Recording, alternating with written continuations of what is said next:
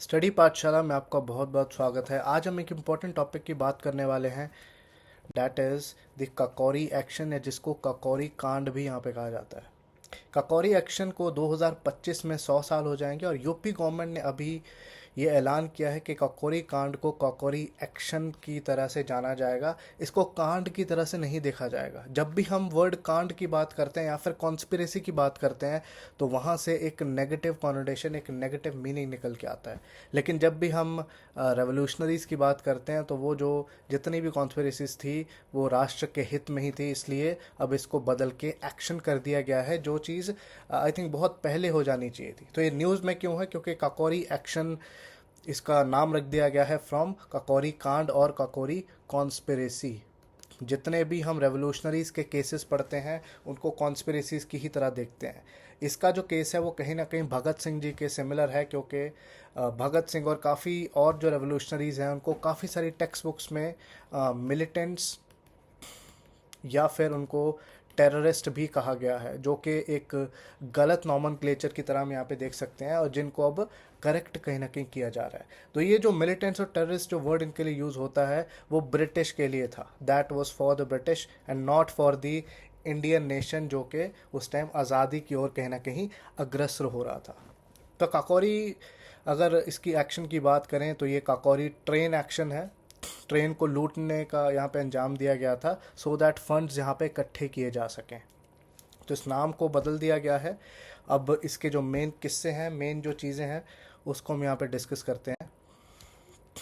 सबसे बड़ी बात, 1925 9 अगस्त को इसको अंजाम दिया जाता है। काकोरी एक्शन को 1925 में अंजाम दिया गया। अब सबसे पहले यहाँ पे थोड़ा सा देख लेते हैं कि 1920s में ये जो इतने रेवोल्यूशनरी एक्टिविटीज़ हो रहे थे, कानपुर केस भी होता है, बाद में भगत सिंह के काफ़ी सारे केसेस होते हैं, चंद्रशेखर आज़ाद भी यहाँ पे बहुत ज़्यादा एक्टिव रहते हैं। तो 1920s में ही ये चीज़ें इतनी ज़्यादा क्यों हो जाती हैं? वो इसलिए क्योंकि नॉन कॉपरेशन मूवमेंट जो थी, जो कि 1922 में फेल हो गई थी, उसके बाद काफ़ी जो एग्रेसिव यूथ थे वो महात्मा गांधी की तरफ जो उनका फेथ था वो काफ़ी डगमगा जाता है।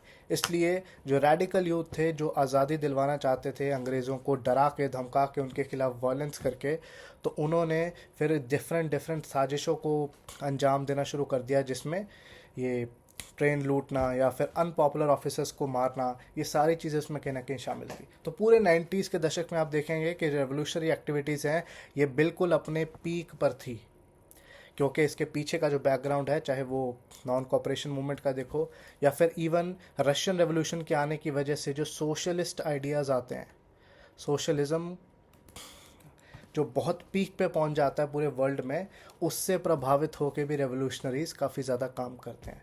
तो इसलिए 1920s में आपको काफ़ी ज़्यादा एक्टिविटीज़ दिखेंगी रेवोल्यूशनरीज़ की। काकोरी ट्रेन रॉबरी की अगर हम बात करें तो ये 9 अगस्त, जैसे हमने अभी बात की, 1925 को अंजाम दी गई थी। तो ये ट्रेन सहारनपुर से लखनऊ जा रही थी, सहारनपुर टू लखनऊ। तो सहारनपुर टू लखनऊ जब जा रही थी तो बीच में लखनऊ ज़िले में ही एक जगह आती है काकोरी, जिसके ऊपर ये नाम कहीं ना कहीं आधारित है। वहाँ पे इस चीज़ को अंजाम दिया गया था। अब बात यह है कि इस तरीके की जो रॉबिन हुड टाइप एक्टिविटीज़ है, इसको अंजाम क्यों दिया गया था और देने वाले कौन थे, तो ये अभी हम यहाँ पे डिस्कस करने वाले हैं। तो जो रेवोल्यूशनरीज थे, आपको यहाँ पे पता होना चाहिए, उनके ग्रुप का नाम था हिंदुस्तान रिपब्लिकन एसोसिएशन, HRA, जो कि बाद में जाके HRS से बन जाता है, हिंदुस्तान सोशलिस्ट रिपब्लिकन एसोसिएशन भी बन जाता है। वो इसलिए क्योंकि काफ़ी रेवोल्यूशनरी एक्टिविटीज़ के लिए जो फंड्स जनरेट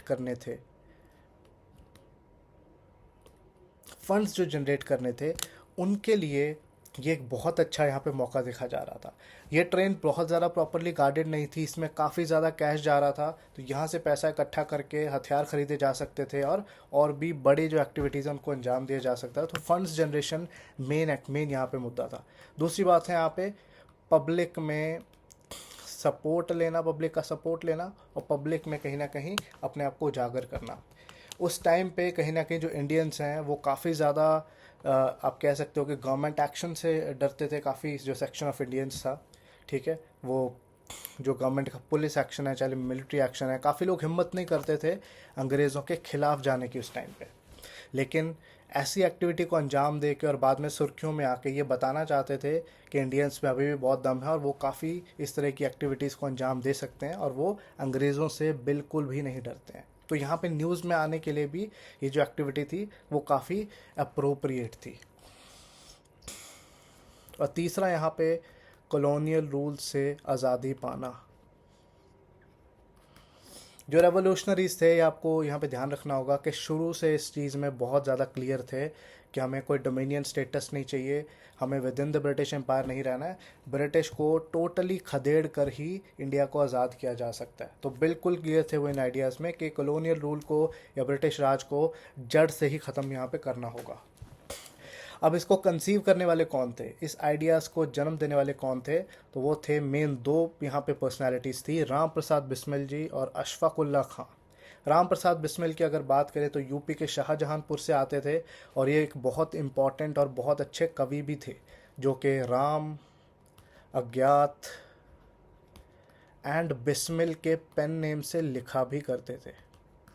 इन्होंने पूरी अपनी जो जीवन है वो इंडियन रेवोल्यूशनरीज़ के ही और इंडियन आज़ादी के ही कॉज के लिए डेडिकेट करी और बाद में इनको डेथ सेंटेंस भी दी जाएगी। उसके साथ अगर बात करें अशफाक उल्लाह खान, जो कि यहाँ पे दूसरे मेन इंपॉर्टेंट रेवोल्यूशनरी साबित होते हैं, ये इनका जन्म तो यूपी में ही होता है लेकिन इनका जो ताल्लुक़ है, मेन जो एथनिसिटी है वो है खैबर पख्तूनवा की। तो ये एक पठान थे। तो पठानों की अगर बात आती है तो सिर हम खान बहादुर खान जो यहाँ पे थे, जो बादशाह खान जिनको हम कहते हैं, बादशाह खान या खान अब्दुल गफ़ार खान जिनको हम सिविल डिसोबीडियंस मूवमेंट से जोड़ते हैं, तो ज़्यादा हमारे दिमाग में यही इनका ही नाम आता है। लेकिन ये भी एक ऐसे अनसंग हीरो हैं जो कि उसी एरिया से आते हैं जो आज कहीं ना कहीं पाकिस्तान में रह जाता है। तो अशफाक उल्लाह खान बहुत यंग एज से ही राम प्रसाद बिस्मिल के साथ मिल जाते हैं, इनके फ्रेंड भी बन जाते हैं और ये दोनों फिर काकोरी एक्शन को यहाँ पे अंजाम भी देते हैं। लेकिन इनके साथ और भी काफ़ी ज़्यादा पर्सनालिटीज़ यहाँ पे मौजूद थी जो कि HSRA जो एसोसिएशन बाद में बनेगी, पहले HRA थी, उसके साथ जुड़ी हुई थी। ओके, तो सहारनपुर रेलवे लाइंस को यहाँ पे लूटने का काम यहाँ पे किया जाने वाला था। अब यहाँ पे 4-5 पर्सनैलिटीज़ काफ़ी इंपॉर्टेंट हैं जिनको एग्ज़ाम पॉइंट ऑफ व्यू से याद रखना काफ़ी ज़रूरी हो जाता है।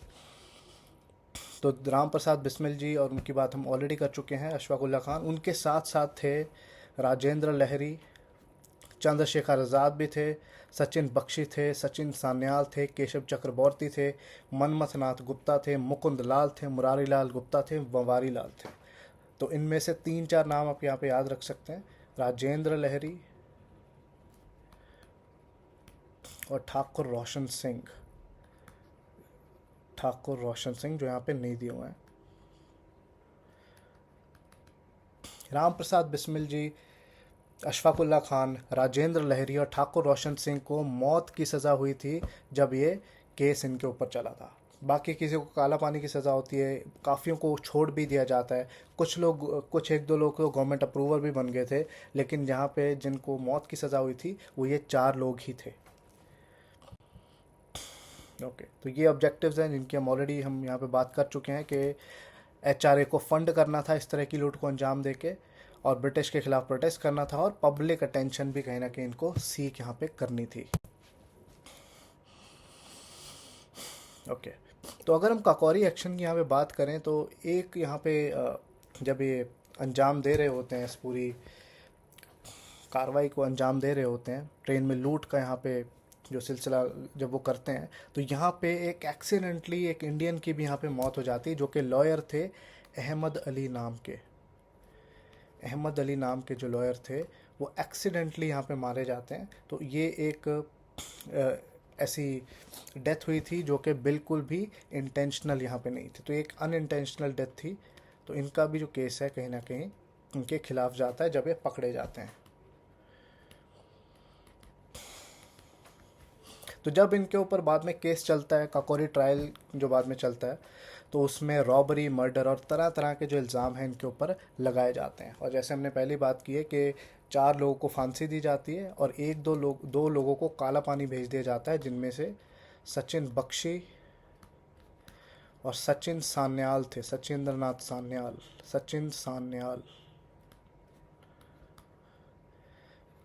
सचिन सान्याल वही हैं जिन्होंने बड़ी इंपॉर्टेंट बुक लिखी है, डैट इज़ बंदी जीवन।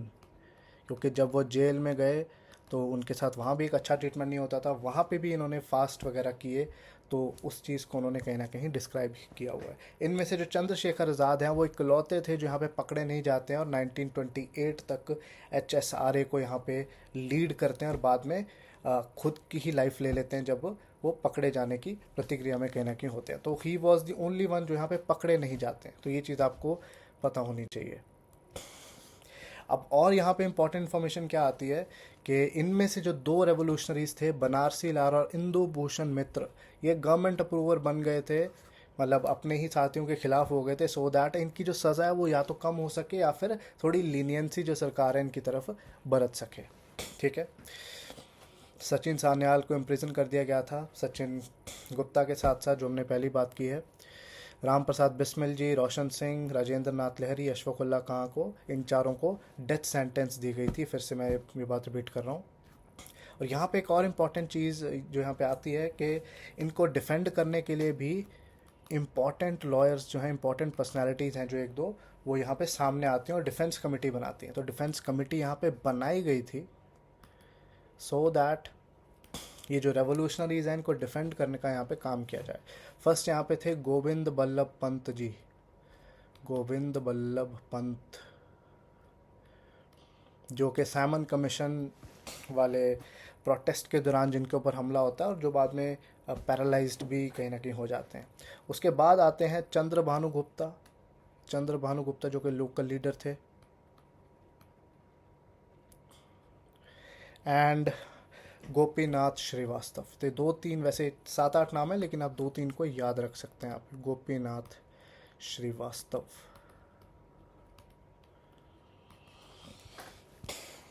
तो हम यहाँ पे देख सकते हैं कि काफ़ी बहादुरी से जो रेवोल्यूशनरीज है वो इन चीज़ों को अंजाम देते थे, लेकिन फिर भी एक दो जो यहाँ पे ब्लैक लेग्स हैं, एक दो जो गवर्नमेंट अप्रूवर्स बनने के लिए तैयार हो जाते हैं, उनकी वजह से चीज़ें काफ़ी इनके खिलाफ कहीं ना कहीं चली जाती थी।